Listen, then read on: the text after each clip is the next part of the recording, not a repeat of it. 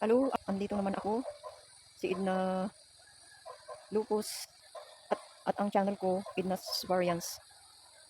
Kanina sabi ni Lakay na mag-stop na akong mag-upload, mag-YouTube, magbasa na lang daw ako ng Bible. Kasi noon, 4 years ago o 3 years ago, nagko-conduct ako ng Bible study sa aming bahay. Pero nung nagalit ako sa bahay noon sa aking isang anak, doon na na nag doon na nag-stop ako na nag-Bible study sa bahay kasi parang yung spirit hindi hindi maganda. Pero nagrepent nagrepent naman ako tungkol doon. At sa ngayon, gusto ko ulit na mag-Bible study kami ulit kahit apat lang kami sa bahay kasi kami lang ni Lakay at yung dalawang anak ko ang nasa bahay ngayon. Yung apat, wala sila sa amin. Nag-asawa yung dalawa at yung apat wala pang asawa. Sana magustuhan niyo itong latest na i-upload ko na aking video na tungkol dito sa project kong, new project na Fern. Wala kasi akong mai-upload kaya ito ang aking uploadin ngayon.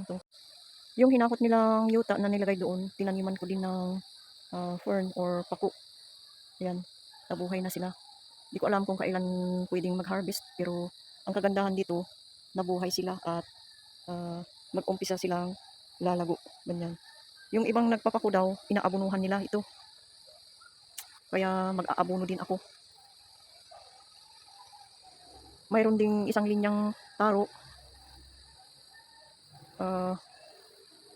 Magtanim pa ako kasi kulang pa yan. Kasi subukan ko yung mga tanim na hindi kailangan ng regular spray at regular abono. Basta lang linisin ang mga damo. Yun lang ang maintenance niya. Pero ito, mga fern, hindi naman kailangan na lagi-lagi ang abono niya. Basta ang maganda dyan, pag nabuhay na sila, maintenance lang. Lagi ang paglilinis ng mga damo.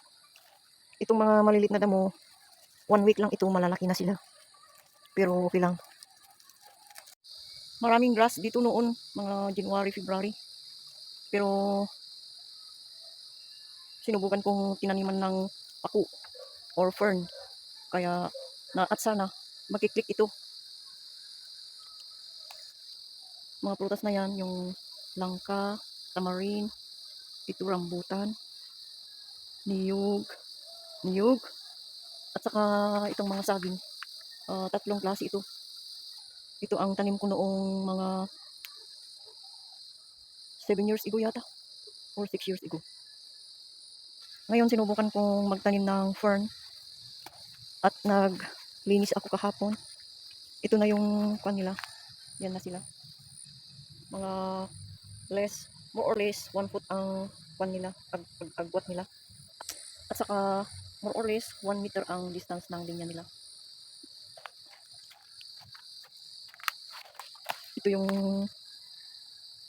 yung isang linya at saka yun ang isang linya din. Maliliit pa sila. Paling ko yung mga damo para malinisan. Para kahit kaunti lang sila. Pag lumaki sila, may pagkukunan ako ng aking vegetable.